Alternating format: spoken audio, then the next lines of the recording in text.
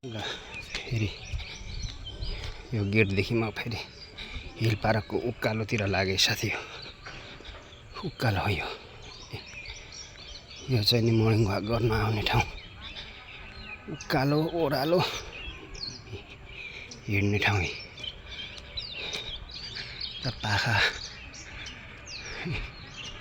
रुख बिरुवाहरू चाहिँ यस्तो ठाउँ छ। यो उकालो यो चाहिँ बिहान बिहान मर्निङ वाक गर्नलाई ठिक छ है साथी हो। उकालो गयो ओह्रालो झऱ्यो दामी कसरत हुन्छ साथी हो। ओहो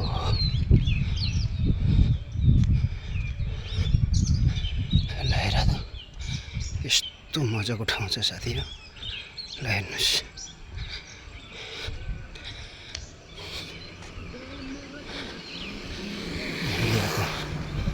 दार्जिलिङतिर घुम्ने साथीहरूलाई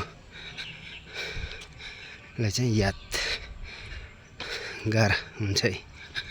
त्यस्तै छ बाटो है यस्तो राम्रो। ल हेर्नु त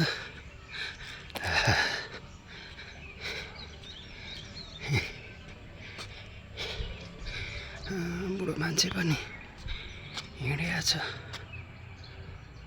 सुई लाएर बिचरा। काम नहुने मान्छेलाई यो उकालोमा हिँड्नु राम्रो छ है।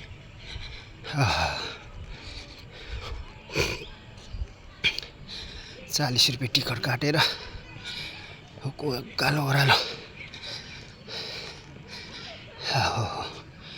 पातहरू झरेर फोहोर यस्तो भएको छ। अब सरसफाइ गर्ने समय आयो।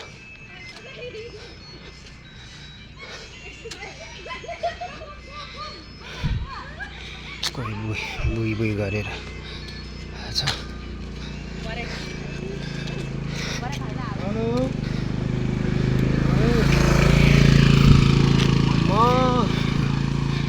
स्कुटी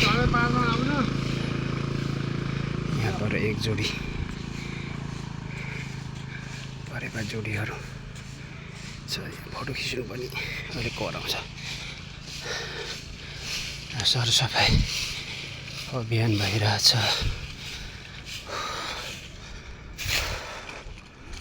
थकेको लाग्छ।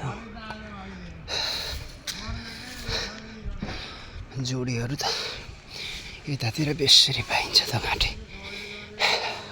पर एक जोडी भिडियो खिच्न नमिल्ने अहिले फेरि लफडा। भिडियोमा चाहिँ मैले कैद गरिनँ साथी हो। अहिले ठङ्गुरी लाउँछ। आँखालाई मात्रै यसो पवित्र गराउने हो। के पो गरिरहेछौ जाँठाहरू। आफू त बुढेसकाले छु। आँखाको पवित्र मात्रै अब केटाकेटीहरू खेल्ने पिङहरू रहेछ यहाँ झुलाहरू।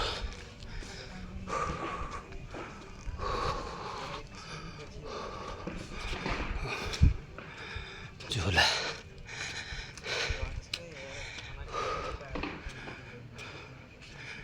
झुला ल हेर्नुहोस् यहाँ दोकान रहेछ। ल हेर्नु त गौरी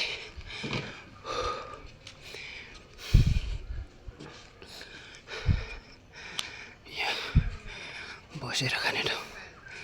ल हेर्नुहोस् साथी हो सासै रोकियो यार।